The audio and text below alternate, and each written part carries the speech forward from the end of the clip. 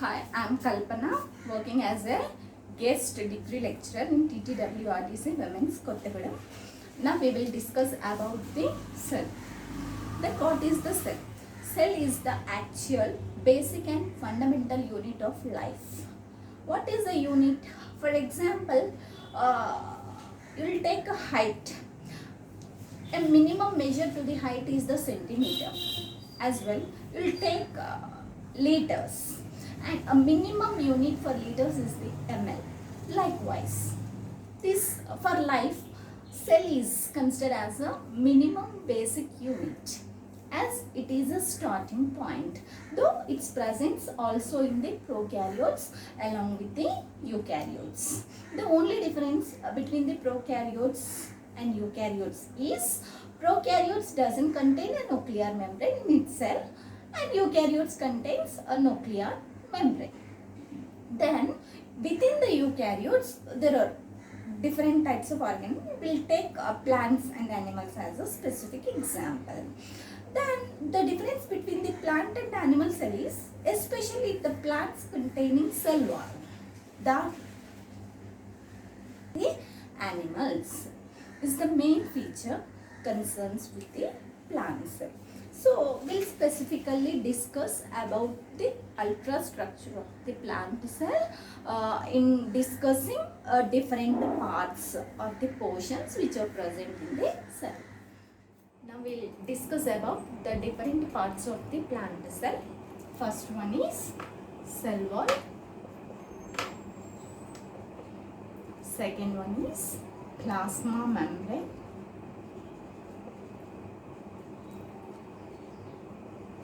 Third one is cytoplasm. Fourth one is cell organelles. Fifth one is nucleus. All these very basic portions inside the cell performs definite functions to run its normal functions and to continue life. Okay, then we'll discuss in depth into a cell wall specifically. As I already said that cell wall is the special feature of the plant cell, conforms rigidity, and which feature giving rigidity and mechanical strength to the cell wall. To discuss about that, we need to know about the structural composition of the cell wall.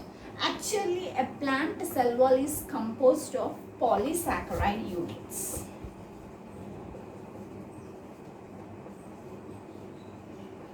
These polysaccharide units are nothing components of the glucose.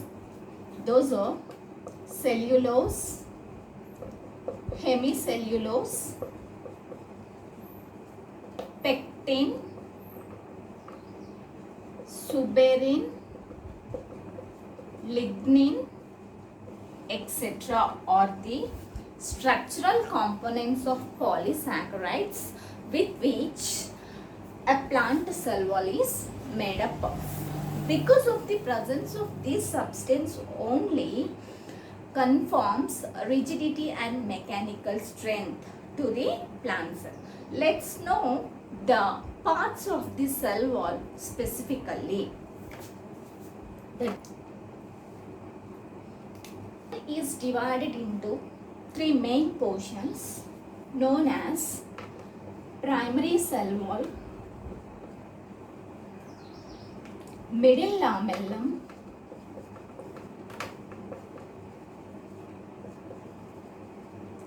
and secondary cell wall. Okay, then how all those three layers are arranged?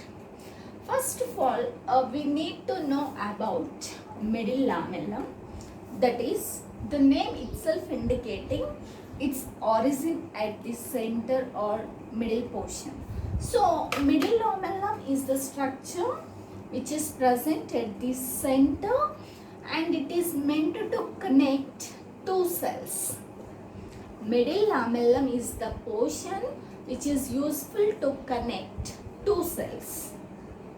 It is an intermediate portion meant to connect the two individual cells. So middle lamella is a structure which is present at the center part of the cell wall. And to the middle lamellum, when comes to, if you want to know the structural composition of the middle lamellum, as it is composed of microfibrils. Then what are microfibrils? Microfibrils are nothing, those are also polysaccharide components, but specifically those are possessing a membranous or a fibrous structure. So uniquely that gives a cement-like functionality in connecting the two cells. Okay, no confusion. Middle lamella is the main portion of the cell wall which is involved in the connection of two cells. As it is composed of microfibrils, those are also polysaccharide units, but only the difference is they are a fibrous-like or a thread-like in giving strength or mechanical rigidity. As well, it also involved in the connection of two cells by lying at the central portion. Okay, then after the middle lamellum, there one more layer which is surround both the sides of the middle lamella is known as primary cell wall. We know this as the primary cell wall. So this side of the cell is the primary cell wall of this cell, and you consider it as A and it as the B cell. Then this the layer relates to the cell A, and this is the layer relates to the cell B. Okay, then on to the primary cell wall, there's one more layer which is known as secondary cell wall. As a primary cell wall is a single layer which is present both sides of the middle lamella. When comes to the secondary cell wall, okay, secondary cell wall is also present onto the secondary cell wall and also from the both the sides of the cell. But only the difference between the primary cell wall and the secondary cell wall is the secondary cell wall is specifically composed of three layers. Secondary cell wall is composed of three layers known as S1, S2, S3. So with the three layers, uniquely the structure of secondary cell wall has formed. Secondary cell wall consists of three layers known as S1, S1 and S2, S2, S2 and S3, S3. Okay, and this known as, this is the portion known as secondary cell wall with three layers of S1, S2 and S3, and this black portion is known as primary cell wall, and this red portion is known as middle lamellum. So with unitedly all these three parts, a structure of cell wall has composed. It unitedly meant for giving rigidity and mechanical strength. One more, I am repeating. Middle lamella is a central portion, acts like a cement layer by connecting the two cells. So onto the middle lamellum, there's a single layer of primary cell wall, and onto the primary cell wall there are three layers of secondary cell wall, and you can identify a space at the portion of the secondary cell wall. It is known as pit.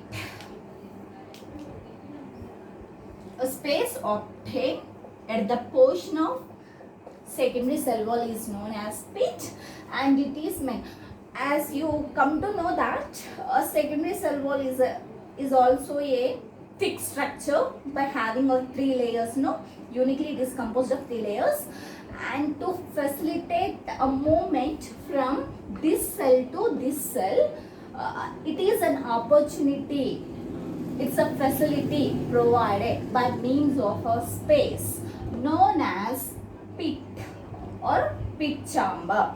So it is composed of a layer known as a pit membrane. So altogether it is known as the structure of the cell wall. Okay. As it is the structure of the cell wall, you can identify very clearly a space at the portion of the secondary cell wall. No? Then the space is specifically known as pit, which is meant to translocation from one cell to the another cell. Okay, based on the formation of our pits, these pits are divided into 2 types. Let's know the types of the pits. First one is simple pit. When we call a simple pit, for example, if a secondary layer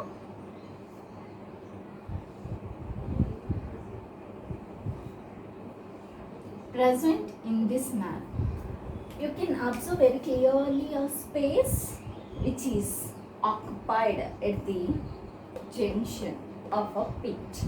Now, here you can observe the width and the length is so equal. If a pit or a pit chamber having an equal length and equal diameter, then we'll consider it as a simple pit. Then you also mind the difference of a border pit to the simple pit after drawing this border. Let's go to border pit. What are border pits? Border pits are also a same like that structure, but only the difference is they have bent like an arc. These border pits have bent like an arc, like this. So, if the structure of the secondary cell wall in this manner, we'll consider this as a border pit. Then what's the difference between this simple pit and the border pit? You can observe very clearly here. The length and the diameter is so equal, but when it comes to here, it is so narrowed at the base. The diameter is so narrowed while coming to the base. If a pit containing a narrow base and the secondary wall, if it bends like an arc, at that condition, we'll consider it as the border pit. All these notes and information, we came to know that the structural composition of the cell wall. If we'll go into the function of the cell wall, as I already told, it is meant to give rigidity and mechanical strength from starting point of time. Then you need to know one more point, that is by having a pit and pit chambers like structures, this cell wall is also facilitate transportation from one cell to another cell. So uniquely this is the feature of the cell. Okay, by completing it we need to enter into cytoplasm. About the cell wall, then you need to see the feature of the cell wall, how it is present in a plant cell. So this feature of the cell wall is specifically like this, by having 3 unique layers.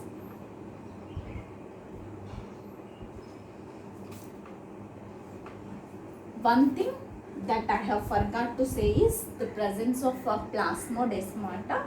Plasmodesmata are nothing connections which are present at the cell wall portion for the purpose of facilitation of or translocation of mineral nutrients from one cell to another cell. So this is the structure of the cell wall if you observe ultra structurally. So we have completed already the this portion. Then we need to jump into the second part of the plant cell, that is known as the plasma membrane. We need to the second portion known as plasma membrane. The name itself indicating, no, it is a membranous structure.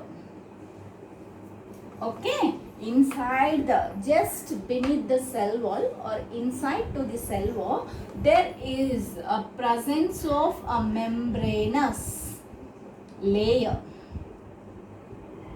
surrounding the inside portion of the cell wall, known as a plasma membrane. The name itself indicating it is a membranous layer, a layer like structure which is present inside the cell wall, known as plasma membrane. Then come to know the structure and functional features of the plasma membrane. This plasma membrane is composed of proteins and phospholipids. Components of the plasma membrane are proteins and phospholipids. Okay, this membranous layer is uniquely composed of these two things, no? Based on the composition feature and arrangement pattern of these proteins and phospholipids, there are three theories which are existing to discuss about the plasma membrane, are known as sandwich model, unit membrane model, and fluid mosaic model. Let's know the different theories to know specifically about the structural composition of the plasma membrane. Plasma membrane. Here we can see it has a single layer, no? But if you observe it under electron microscope, you can observe very specifically the difference between the different structures like proteins, phospholipids, etc. To confirm the structural configuration of this plasma membrane, there are several theories are existing. Then the first theory is known as sandwich model.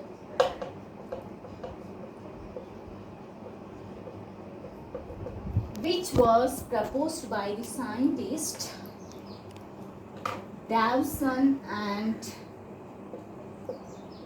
Danieli.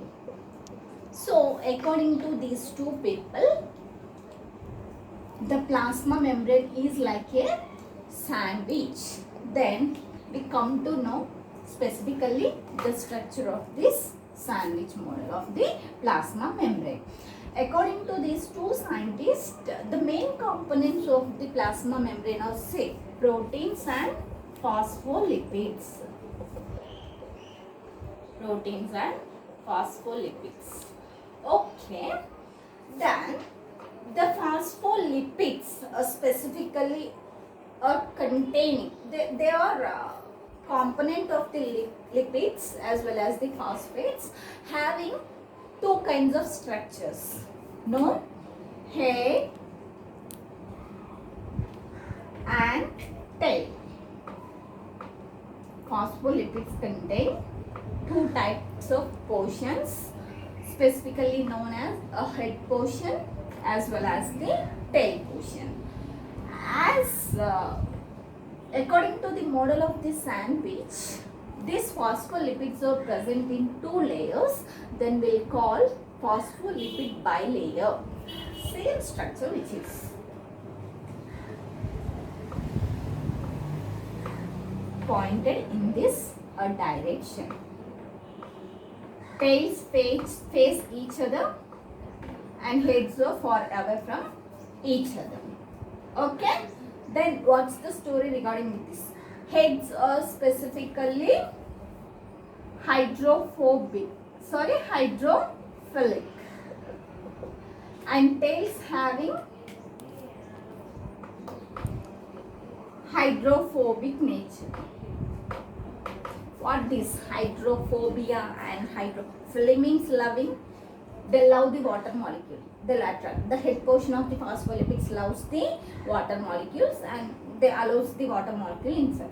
While coming to the tail portion, they repel the water molecules.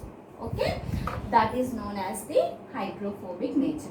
Because of having this loving and rejecting hydrophilic and hydrophobic nature, we'll call these phospholipids as amphiphatic, amphipatic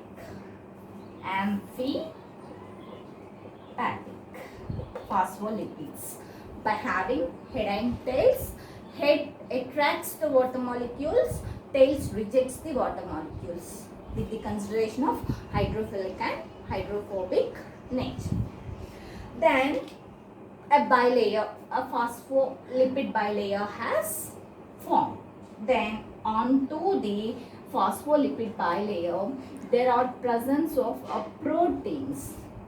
Proteins are present externally to the phospholipid bilayer, as these proteins are alpha globular proteins. What is the meaning of this alpha globular? As they are basically spherical in shape, that spherical shape globular proteins, these are in spherical shape. The spherical shape of the proteins confirm the name alpha globular. So as you can see here, the two layers of the phospholipid is surrounded by the two slices or two layers of the proteins. As you observe the sandwich also, no, in between the two layers of the bread there is a stuff like fruits and vegetable stuff is present in between the two layers of the bread slice, how we call as a sandwich, no. Here also the model of the plasma membrane is almost like it is isn't it, stuff in the form of a phospholipids, two layers of phospholipids surrounded by the two unit layers of the proteins. Because of this, isn't it, specific model, the two scientists Danieli and Dawson have confirmed the name sandwich model. When it comes to the functionality of this plasma membrane by these two scientists, okay, they have said that these phospholipids are amphipatic in nature, no. Then head portion loves the water molecules, attracts the water molecule as well. Simultaneously the tail portion rejects the water. If a tail portion rejects the water molecule, what's the matter of entry of the water molecule inside the cell is a big question which arises. So these two are also were not able to explain about that part. So this theory was simply rejected, but it continued to know the structural formation. What they have said, this structure, no, 100% is correct, but only the thing they are unable to say about the transportation of water by having this hydrophobic nature. So this theory is under rejected list. Then we need to know about the another theory known as unit membrane. Let's know about unit membrane model.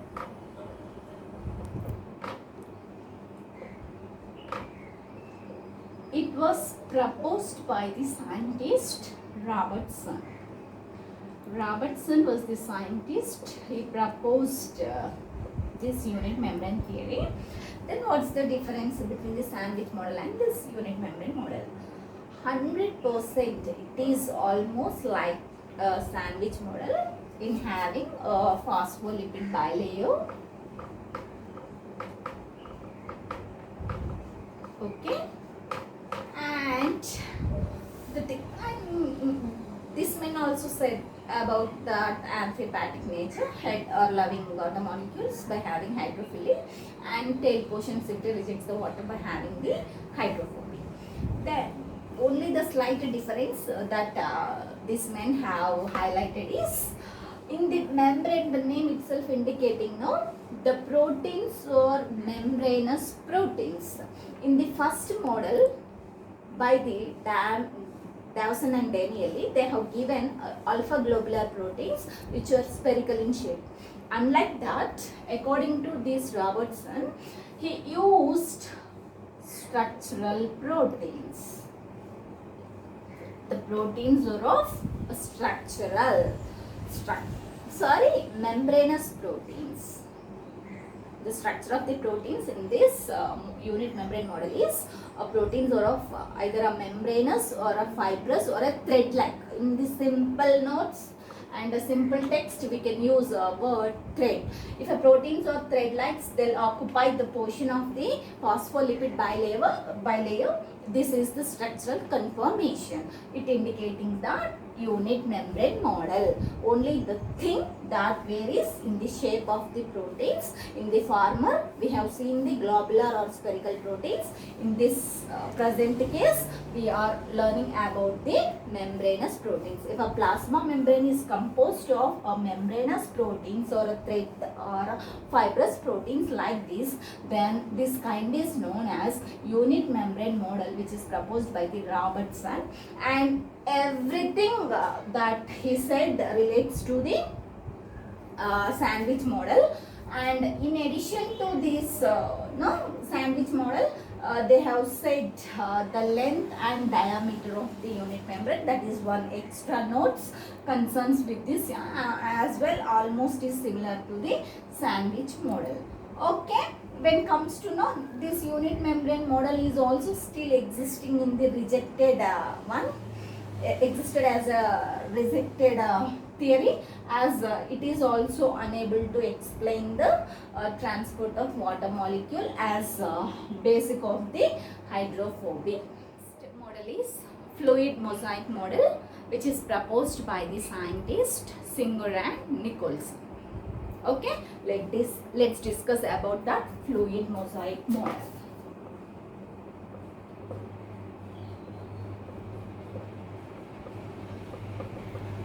According to the fluid mosaic model by the Singer and Nicholson,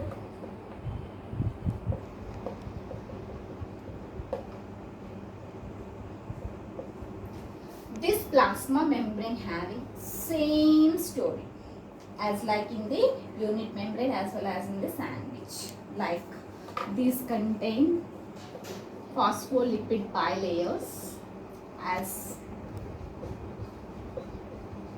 the same thing, and according to this theory, we need to know about the proteins now.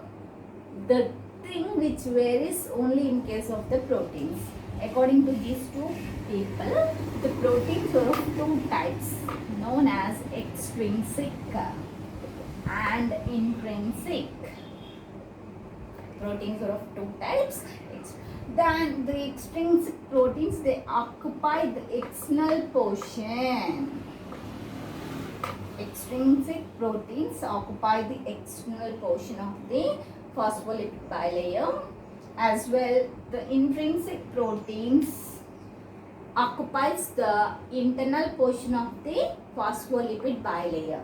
But these intrinsic portions either partially or completely embedded within the lipid bilayer like this. If they'll occupy only the half portion inside the lipid layer, then we'll call partially embedded.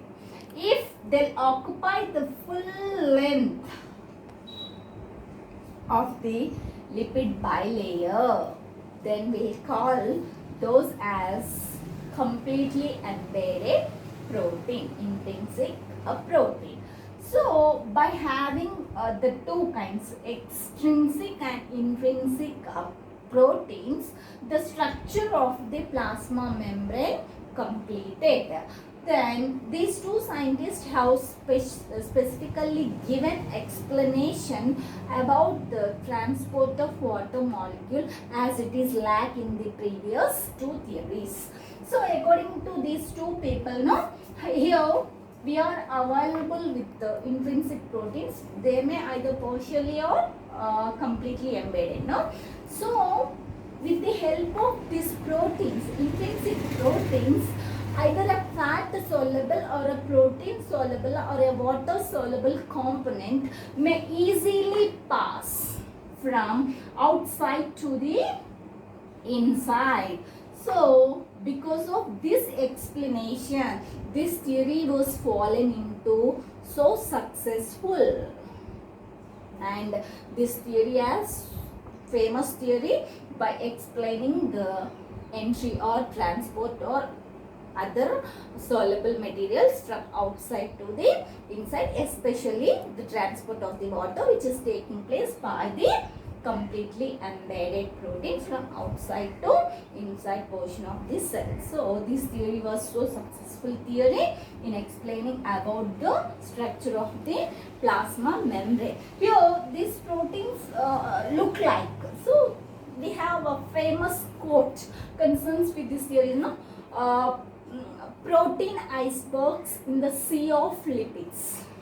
They have mentioned the structural conformation of this as a protein icebergs in the sea of lipids. So the lipids are considered as a sea, in that the proteins are floated like a ice is the famous quote regards with the Singer and Nicholson model of the fluid mosaic model, which explains about the plasma membrane. Let's know about the functions of the plasma membrane. When come to the function, as I already told that it is involved in the passage from outside to the inside and inside to the outside. So in that way, by allowing materials or insoluble or soluble particles from inlet to outlet, it acts as a semi-permeable membrane or selectively permeable membrane. So its function is semi-permeability, as it is allowing soluble portions from inside to outside of the cell and outside to inside of the cell. We'll move into cytoplasm, the main important portion which is present inside the plasma membrane is known as the cytoplasm. So here cell wall is a rigid portion and this plasma membrane is a membranous structure. Cell wall confirms the rigidity, plasma membrane involved in permeability as well. What about the cytoplasm? When comes to the structural composition of the cytoplasm, it's a fluid or an amorphous structure composed of several cell organelles known as the cytoplasm. The structure or a substance which is present in the cytoplasm is so transparent, amorphous in nature, and also it able to hold some of the cell organelles inside to it. That's the, isn't it, credibility of the cytoplasm. You can see here very clearly that the fluidic material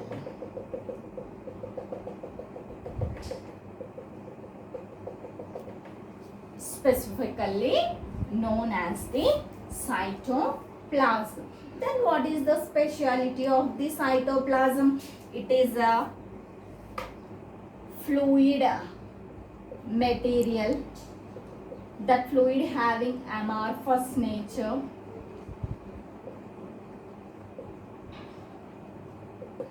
so along with the fluid it contains a cytoplasmic matrix, contains substances. The substances of the cytoplasmic matrix is the site for cell organelles. Several cell organelles which are embedded, which are attached to the cytoplasmic matrix, as it is the matrix is acts like a site or like a seat to attach or the present or to present a cell organelles. This cytoplasmic matrix is very important, which is present. This cytoplasmic matrix is a substance used to hold organelles. Okay, then the fluid contains several enzymes which are responsible for metabolism or metabolic activities like glycolysis, etc. Altogether, this cytoplasm is a fluid material contains several metabolic enzymes meant for the glycolysis. As well, it contains a matrix portion which acts as a seat for various cell organelles like chloroplast. Chloroplast is not in red color, but I'm drawing here because I'm not available with the green pen. Sorry for that. Okay, this chloroplast, you can consider these as thylakoid units and lamella. As well, this contains mitochondria with the folded structures, as it is contains ribosomes. Ribosomes are not present directly. Endoplasmic reticulum, which is the site of ribosome, as well lysosomes and several and a large vacuole etc. structures are present. Cell organelles are present within the cytoplasm. So the cytoplasm is a liquid or a fluid portion consists of several cell organelles. Cell organelles are present within the matrix portion, and the portion which contains only enzyme or fluid is known as cytosol. Cytoplasm excluding cell organelles known as the cytosol, which consists of enzymes meant for glycolysis. And cytoplasmic matrix is a site for the cell organelles. Let's know about the cell organelles which are present inside the cell wall, like chloroplast and mitochondria and some other cell organelles which are present in the cytoplasm. So as it is a plant cell, we need to discuss and we need to give more priority and importance to the chloroplast. Why? Because it's a very specific cell present only to the plant, meant for photosynthesis. No, chloroplast. Chloroplast is a very specialized cell organelle present in the plant cells. So the greenness to the plant is only because of the presence of chloroplast. Then what is chloroplast? Chloroplast is a oval structure. It's almost oval in shape, and it consists of two membranes which are united together.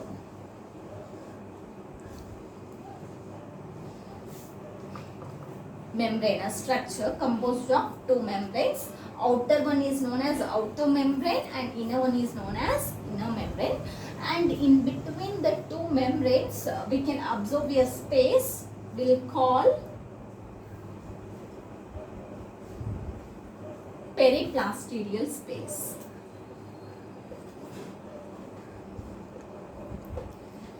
Then when come to inside to the chloroplast, it is divided into two compartments. One is a dark filled portion, consists of several enzymes known as stroma.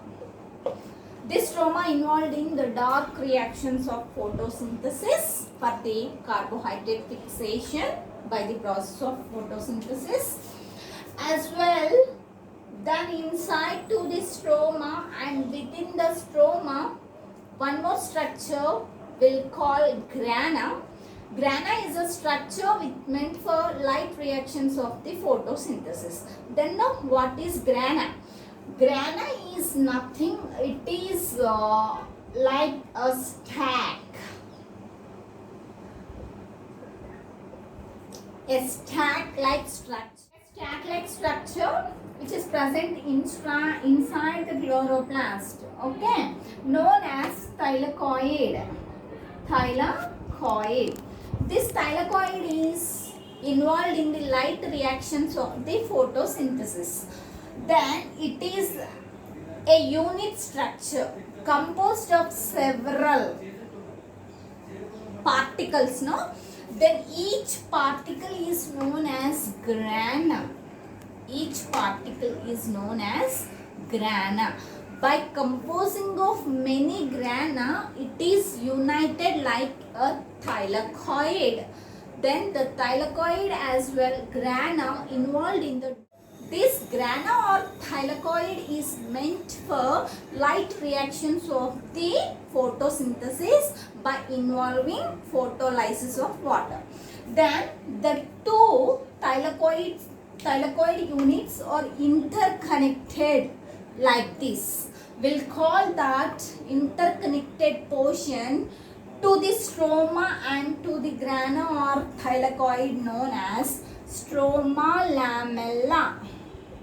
Stroma lamella is a ladder-like a structure or a bridge-like structure which connects two thylakoid units and to the stroma. Altogether, it is the structure of the chloroplast involved in the process of photosynthesis by enzymes present in the stroma, as well involved in the light reactions, especially in photolysis of water with the help of thylakoid units or grana. You can also observe a space which is present inside the grana known as lumen.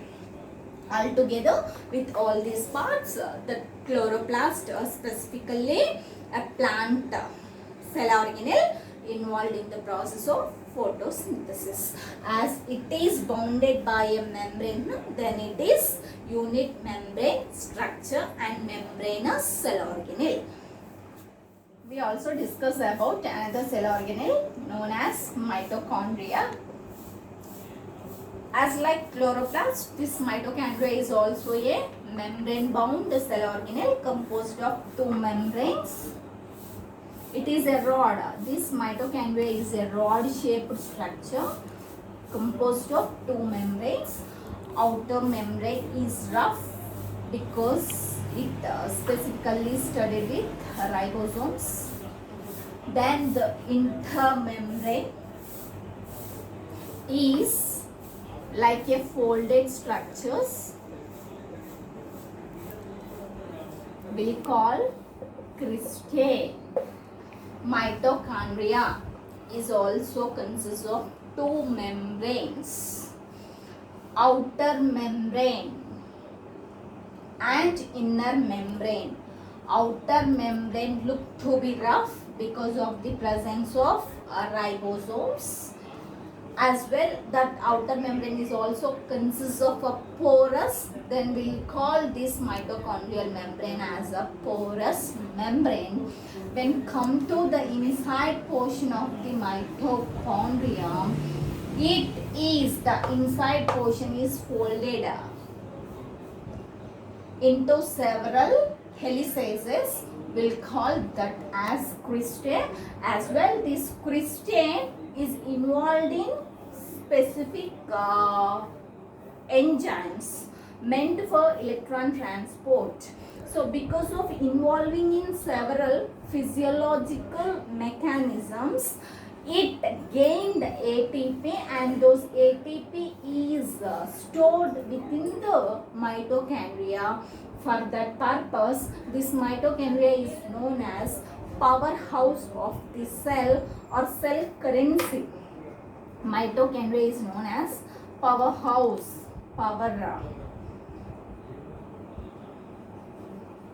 house of the cell or cell currency because of production of number of ATP by participating in several mechanical reactions, physiological reactions like a Krebs cycle, electron transport, oxidative phosphorylation, etc. Reactions which occur inside the mitochondria. With the result of all those mechanisms, there is release of an energy in the form of ATP and NAD and NADH, etc. As altogether it involved in storage of energy, certain energy sources. The mitochondria is famous as powerhouse of the cell as well cell currency. And I already discussed about the chloroplast and the mitochondria. There are number of similarities between these two organelles. Those are both the chloroplast and mitochondria are composed of two membranes, as well involved in the metabolic activities, as well both the chloroplast and mitochondria contains DNA. And the DNA which is present in this chloroplast and mitochondria are spherical in shape, and this DNA has the capacity of undergoing self-replication. Because of participation in self-replication, the DNA present in the mitochondria and chloroplast, the two cell organelles, mitochondria and chloroplast, are famous as semi-conservative cell organelles. Semi-conservative nature is applicable with the circular DNA as it is involved in the self-replication in producing daughter copies. So, chloroplast and mitochondria are semi-conservative cell organelles or semi-autonomous cell organelles. To chloroplast and mitochondria, some other important cell organelles are endoplasmic reticulum, which is divided into tubules, vesicles and helices structures. Altogether it is known as ear. If it is concerns with the ribosomes, then we'll call rough ear. Then if a smooth is present, a smooth ear. Rough endoplasmic reticulum and smooth endoplasmic reticulum. That roughness is conferred by the presence of ribosomes, and ER is involved in the production of the ribosomes. Okay. Then the ribosomes are another important cell organelles which are present in the cytoplasm. So how like ER involved in the production of the ribosomes, then these ribosomes are involved in the production of RNA. And different types of RNA like mRNA, snRNA, etc. RNAs are produced from the ribosomes. And in addition to this, there are organelles. No, we discussed briefly about that before going to know about the nucleus, and we need to know about the vacuole also. Vacuole is a large structure which doesn't have a specific shape, as it is mainly filled with the water, and by having a plenty of water in it, it confers humidity inside the cell and also actively participate in the reactions of osmosis, diffusion, etc. So as it is contains the most percentage of water in the cytoplasm confers to the vacuole. If it loses, the vacuole loses the water, it may decrease in the size as well, come to a periphery, and similarly if obtain a more amount of water, it increase the size, and in this condition also it pushes the nucleus to the periphery. So because of the presence of a vacuole in the cytoplasm, the position of the nucleus is most probably to the periphery of the cytoplasm. Okay, with this I have completed about the most important cell organelles which are present in the cytoplasm, and next we will go about nucleus. Important part in the plant cell is nucleus. Nucleus is considered as a vital portion because nucleus confers the life. Nucleus confers the vitality. Nucleus confers the fertility by having the concerned genes, by enclosing the concerned genes on it. Okay, so nucleus is considered as the most important and a vital portion within the cell. Then where it locates? A nucleus is located inside the nuclear membrane. Nucleus is rigidly bounded by a membranous structure known as nuclear membrane. Okay. Then inside the nuclear how like plasma membrane, no? This nuclear membrane is also a membranous structure, and it is also composed of two layers. Then come to know the structure of this nuclear membrane specifically. It is composed of two layers like this.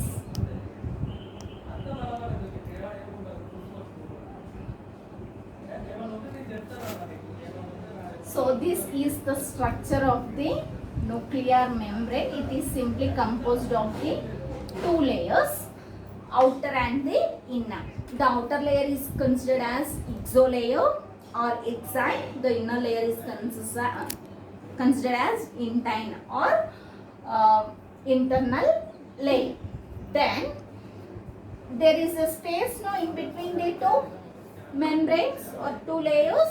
We call that space as perinuclear space. Perinuclear. As you can also observe a bit of space in between the membranous portion. We'll call that space as nuclear pore. Nuclear pores. This nuclear pores probably meant for facilitation or the movement of particles from inside to outside the cytoplasm.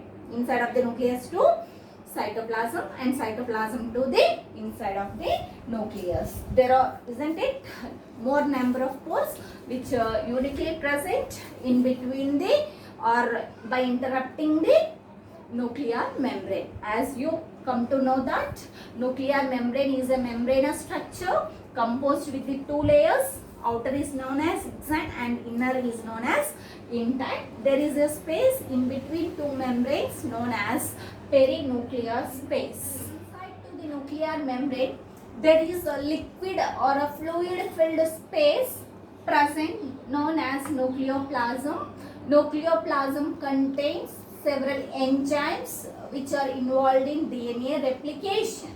Then inside the nucleoplasm there is a dense body known as nucleoli. A liquid or fluid like structure inside the nuclear membrane is known as nucleoplasm.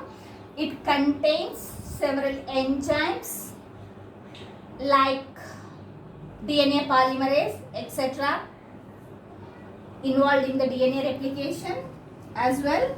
Then this nucleoplasm contains a dense figure or a dense portion, a spherical body known as a nucleoli. This nucleoli are probably involved in the formation of structures like a centromere and kinetochore, while at the mitosis and meiosis, and as well while the formation of the chromosomes by the chromatin material. Okay, when come to know the structures of the nucleus. Nucleus consists of a membrane bound structure known as nuclear membrane, and the nuclear membrane is interrupted by pores known as nuclear pores meant for facilitation. And inside the nuclear membrane, a liquid or fluid filled region known as nucleoplasm concerned with the enzymes involved in DNA replication. As well, the nucleoplasm also contains a dense body known as nucleoli involved in the formation of centromere or kinetochore, etc. structure to hold two arms of the chromosome as well of the spindle fibers which are formed at the mitosis and meiosis.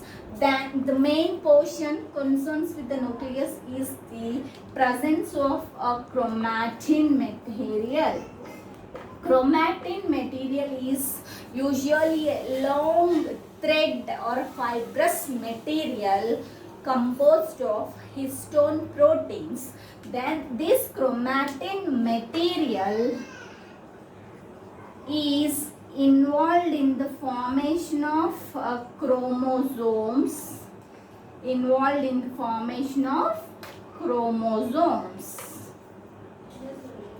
Okay, and these chromosomes are the sites of genetic material of DNA and RNA. and the two arms of the chromosomes are connected by a centromere, which is a portion formed from the nucleoli. As well, this centromere is also surrounded with tubular structures known as kinetochores. These kinetochores are also probably formed from the nucleoli. Then altogether, this I'll draw here also no structure of the nucleus and the chromatin material. Then it is the chromatin material involved in the formation of chromosomes. As well, the chromosomes meant for the consists of genetic material DNA and RNA. So this is about an ultrastructure of the plant cell by covering the parts like a cell wall, which is an external portion, and inside to the cell wall there is membranous structure known as plasma membrane. Cell wall confirms the rigidity. Plasma membrane meant for permeability. It allows molecules from inside to inflow and outflow. As well, inside to the plasma membrane there is a liquid or a fluid like structure known as cytoplasm. That cytoplasm contains several enzymes along with the cell organelles. That cell organelles like a chloroplast and mitochondria, as we already discussed. Chloroplast involved in photosynthesis, mitochondria involved in respiration. Chloroplast for photosynthesis, mitochondria acts as a powerhouse by performing several physiological mechanisms. Endoplasmic reticulum for the synthesis of ribosomes, and ribosomes meant for the synthesis of RNA. And vacuole is filled with the water, and because of that, isn't it, evaporation and absorption process that involved in the process or mechanisms like osmosis and diffusion, etc. And while go in depth into the cell, there is a one more membranous structure known as nuclear membrane, which is present just inside to the cytoplasm, and it protects the nucleus. Then inside the portion of the nucleus there is a fluid filled region known as nucleoplasm, contains several enzymes meant for DNA replication, and it also contains a dense body known as nucleoli involved in the formation of centromere and kinetochore. Then it also contains hugely a thread-like or a fibrous or a membranous material known as chromatin material, which is composed of histone proteins. And this is, if we go into discuss about the chromatin, it is a very huge chapter we need to discuss with more time. Then okay, I'm just giving what is what about. Now it is composed of the histone proteins, as well those involved in the formation of the chromosomes, and chromosomes all together the enclosing the genetic material in the form of DNA and RNA, and the DNA and RNA which is present onto the chromosomes confers hereditary and inheritance. And with this I am completed about ultrastructure of the plant cell. Thank you for giving this so extraordinary and valuable opportunity.